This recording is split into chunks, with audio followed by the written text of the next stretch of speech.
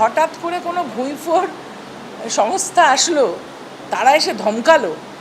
সবচেয়ে বড় কথা যে এইখানে বসে ধমকে যাচ্ছে।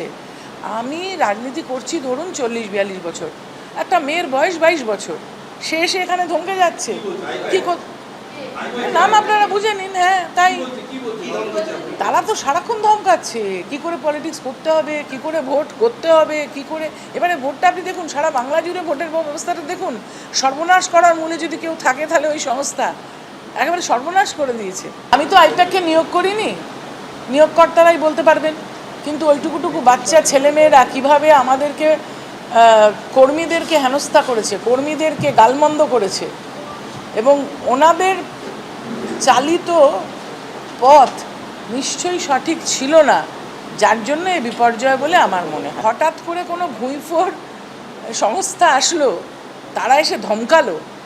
সবচেয়ে বড় কথা যে এইখানে বসে ধমকে যাচ্ছে।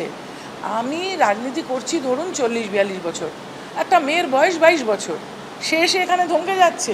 কি নাম আপনারা বুঝে নিন। হ্যাঁ, তাই তারা তো সারাক্ষণ ধমকাচ্ছে কি করে পলিটিক্স করতে হবে, কি করে ভোট করতে হবে, কি করে।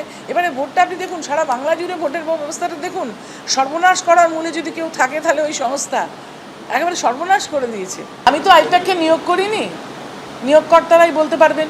কিন্তু ওইটুকুটুকু বাচ্চা ছেলেমেয়েরা কীভাবে আমাদেরকে কর্মীদেরকে হেনস্থা করেছে, কর্মীদেরকে গালমন্দ করেছে, এবং ওনাদের চালিত পথ নিশ্চয়ই সঠিক ছিল না, যার জন্য এই বিপর্যয় বলে আমার মনে হয়।